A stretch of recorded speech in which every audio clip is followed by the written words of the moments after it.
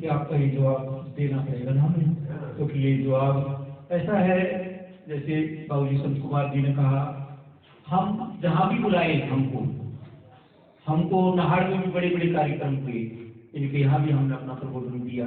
जहाँ भी कहीं हमको बुलाया जाता है हम वहाँ जाते हैं।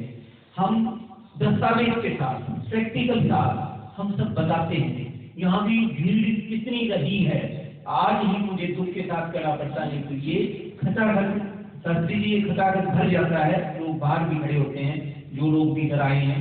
तो आज का ही मुझे अत्यधिक दुख भी है, क्योंकि इस संविधान के कारण भी सुना है, संविधान किस दिन नष्ट हो जाए, तुम्हारी औकात पता लग जाएगी, तुम भी नष्ट हो जाओगे। तो हमने ये कहा है, लेकिन डॉक्टर अम्बेडकर 18 मार्च 1956 को आगरा के ऐतिहासिक मैदान में रोए और बच्चों की तरह रोए। आप सोचिए, हमारा तकलीफ तो कुछ भी नहीं है।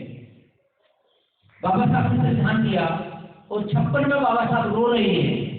नानाचंद रट्टू से बाबा साहब पूछ रहे हैं, अपने जो निजी सचिव हैं उनसे पूछ रहे हैं 56 में कि रट्टू, ये 6 साल पहले दिल्ली ऐसी नहीं थी, ये जो 6 साल जो लोग मेरे देख रहे हो ये ऐसे नहीं थे। ये जो कुछ है ये संविधान का कमाल है, ये संविधान अद्भुत है, ये संविधान का चमत्कार है।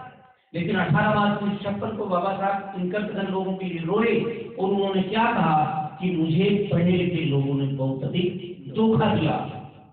जिन जातियों की वो भर्त्सना करते हैं उन जातियों को सजा के रखते हैं। कोई जमाल हमल लिख रहा है, कोई दानक हमल लिख रहा है, अरे तुमसे तो पशु पक्षी अच्छे हैं, तुम गए दूसरों से, तुमने इंसानियत की गरिमा को कम कर दिया, छोटा कर दिया, तुमने मानव के आकार को, मानव की जो मनुष्य था थी, मानव की मनुष्यता से भी तुमने कम कर दी, उसकी कदर को घटिया कर दिया। तुम कुत्ते बिल्लियों से बदतर हो। उनमें कोई जातियां हैं, ये ब्राह्मण कुत्ता है, ये चमार कुत्ता है, ये धाड़े कुत्ता है, ये गाय मुसलमानी है कि कौन है, ये चमारी है, धान की है, बामी है, बनियारी है, तुमसे तो पशु पक्षी भी अच्छे हैं। तुम कितनी घृणा करते हो आपस में, तो तुम एक कितना घृणालु बाबा साहब बहुत बड़े लेवल के थे। और उन्होंने क्या कहा, जो गौरी संस्कार करें, आज मैं अकेला इस तंबू में बंबू अकेला खड़ा हूं, मैं भूलना नहीं चाहता, बेटियां भी है, छोटी सी बेटी भी है। गांधी की जो हत्या हुई ना, उस दिन देखना उसकी तस्वीर क्या थी। उसने 2 हमारी माँ बहन बेटियों को ऐसे लिया है। क्या देश में उसको नौजवान नहीं मिले, और बाबा साहब को एक नौजवान नहीं मिला। अब कोई इसको लेके चल पड़े। बाबा साहब ने कोई उत्तराधिकारी नजर नहीं आया, उसने कहा मैं अकेला इस तंबू में खड़ा है। क्या बाबा साहब से ज्यादा कोई ऐसा?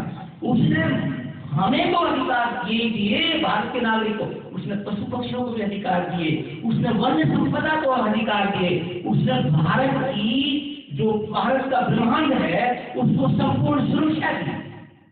उसने वन्य जीवों को भी सुरक्षित किया, उसने पेड़ पौधों को भी सुरक्षित किया, हम मानवों को सुरक्षित किया ही किया। तो जो लोग यहाँ आए थे, क्या उन्होंने बाबा साहब को पढ़ा?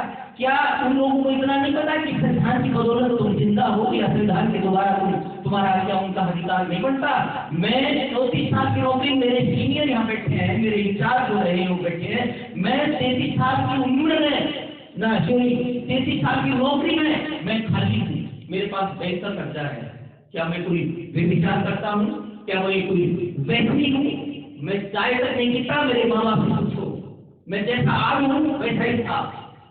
मैं घर में चाय नहीं पीता, 10 में चाय नहीं पीता, पर कोई मेहमान आया तो ठीक होता है। यहाँ मीट, अंडा, दारू, शराब तो यहाँ मस्जिद से मेरे फादर के दौरान, तो सारा पैसा इन कटन लोगों को समझाने में वेस्ट किया। इससे अच्छा तो मैं कई बार सोचता हूँ कि मैं अकेला बौद्ध परिवार एक जीवन जीता, तो आज पैसा ही सोचता मैं मेरे परिवार को, मैं अपने पिता को उल्लंघन तक नहीं दे पाया। मतलब मेरे पिता कितने वो 96 साल के हिरण की तरह थे, मैं अपने परिवार को सुख नहीं दिया।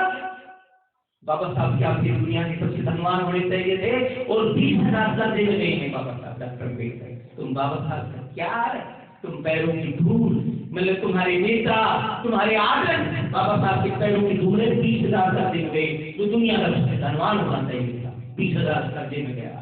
क्या है उसके पास? आज मेरे पास एक बैंक से गाड़ी कर्जे में है, मेरे सीनियर यहाँ बैठे हैं, और मेरे फाइनल 9 बैंक बैलेंस। लेकिन मैं आपको बता दूं, राजा पूरे अपने देश में, विद्वान पूरे सब देश, मेरे बेटे का तो 22 सिंह आया सर, तो मेरे को 5 साल में कौन सा एरिया 74,000 रुपये एरिया आ गया, मुझे किसी के आगे हाथ नहीं फैलाए। मेरे बच्चे सरकारी स्कूलों में पढ़े, आज संविधान दिवस पर ये टॉप हुआ है, इसने YMCA प्रतिष्ठित उस संस्थान में, इसने गवर्नमेंट पॉलिटेक्निक को टॉप किया है, ये आज के दिन। तो मेरे बच्चे सरकारी स्कूल में पढ़ करके प्राइवेट स्कूलों को वो कर दिया है, पछाड़ दिया है, और आज मुझे खुशी है कि मेरे बच्चे इस तरह चल रहे हैं। और दूसरी बिस्मिल्लाह साहब, यहाँ एक बेटी भी मौजूद है, यहाँ सिंगल मलेशिया भी मौजूद है, ये बेटी अपने दम पर मलेशिया गई है और इलेक्ट्रॉनिक्स में कम्युनिकेशन। तो मैं पहले इनको सम्मानित करने के बाद फिर सरने दे लेंगे और सब सुनता गाएंगे। पहले मैं यहाँ जो आए बोलिए हाँ ठीक, वेरी गुड, बहुत बढ़िया। जो आज के हमारे आदरणीय साधुराम शास्त्री जी को मैं आमंत्रित करूंगा भारत के संविधान की प्रस्तावना दे करके, इसको बढ़िया सा फ्रेम करके, और जैसे बड़े ताकि इसका दर्शन हो।